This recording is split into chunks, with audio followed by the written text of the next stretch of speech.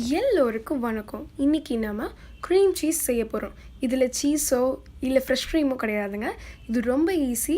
பாலும் வினிகர் இது ரெண்டு வச்சு தான் நம்ம பண்ண போகிறோம். எக்கச்சக்கமான ரெசிபியில் யூஸ் ஆகும். அதுவும் மெயினாக ஐஸ்கிரீமில் ரொம்ப யூஸ்ஃபுல்லாக இருக்குங்க. வீட்டிலே ரொம்ப சுலபமாக செஞ்சிடலாம். நான் காசாத பால் எடுத்திருக்கேன். அப்புறம் 2 டேபிள் ஸ்பூன் வினிகர். வினிகர் இல்லைனாலும் நம்ம லெமன் ஜூஸ் யூஸ் பண்ணிக்கலாம். ரொம்ப சுலபமாக வந்துடும். 2 பொருளில் இவ்வளோ அழகான க்ரீம் சீஸ் செஞ்சிடலாம். கேக்குக்கு யூஸ் பண்ணிக்கலாம், சூப்பில் யூஸ் பண்ணிக்கலாம். ரொம்ப அழகான திக்கான ஒரு கன்சிஸ்டன்சியை தர்றோங்க இந்த க்ரீம் சீஸ். வெறும் 2 பொருட்களை வச்சு செய்கிறோம். அடுப்பை ஆன் பண்ணிக்கோங்க. ஒரு கனமான பாத்திரம் வச்சுக்கோங்க. அதில் நம்ம பாலை ஆட் பண்ணிக்கலாம். கொஞ்சம் ஒரு கொதி வர வரைக்கும் வெயிட் பண்ணுங்கள். பபுள்ஸ் ஓரத்தில் பார்க்கலாம். அப்போது அந்த நேரத்தில் நம்ம 2 டேபிள் ஸ்பூன் வினிகர் எடுத்து அதில் ஆட் பண்ணிக்கலாம். நல்லா கலந்து விட்டுக்கோங்க. நம்ம கலந்து விடுற நேரத்தில் பால் திரிஞ்சு வரதை நம்ம பார்க்கலாம்.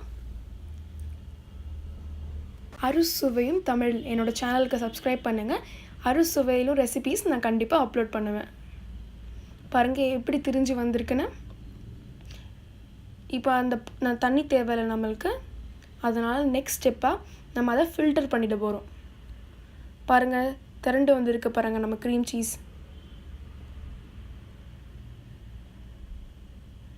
இது ரொம்ப சுலபமான டிஷ். வீட்லேயே செஞ்சிடலாம் வெறும் 2 பொருட்களை வச்சு. இப்போது நம்ம ஃபில்டர் பண்ணிக்கலாம். ஒரு 10 நிமிஷம் இந்த ஃபில்டர்லேயே விட்டுருங்க. தண்ணியெலாம் வடிஞ்சு வந்துடும்.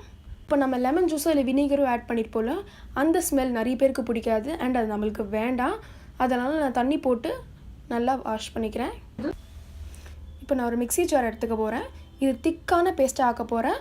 அப்படி கொஞ்சம் தண்ணி பசை இல்லைன்னா கொஞ்சம் தண்ணி ஆட் பண்ணிக்கோங்க. நிறைய தண்ணி ஆட் பண்ணிக்க வேண்டாம். நல்லா ஒரு ஸ்மூத் கன்சிஸ்டன்சி, நல்லா திக்கான க்ரீமியான பேஸ்ட் மாதிரி ஆக்கிக்கோங்க. பாருங்கள் கீழே விழல நான் எவ்வளோ தட்டியும்.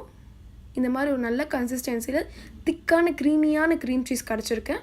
ரொம்ப சுலபமாக வீட்டிலே செஞ்சிடலாம். நிறைய ரெசிபிஸ் செய்யலாம் இதை வச்சு. நான் கண்டென்ஸ் மில்க் இல்லாத க்ரீம் இல்லாத க்ரீம் செஞ்சுருப்பேன். இதை வச்சு கண்டிப்பாக பார்த்துருக்கேன். சுவையும் தமிழ் சேனலுக்கு ப்ளீஸ் சப்ஸ்கிரைப் பண்ணுங்கள், லைக் பண்ணுங்கள். நன்றி.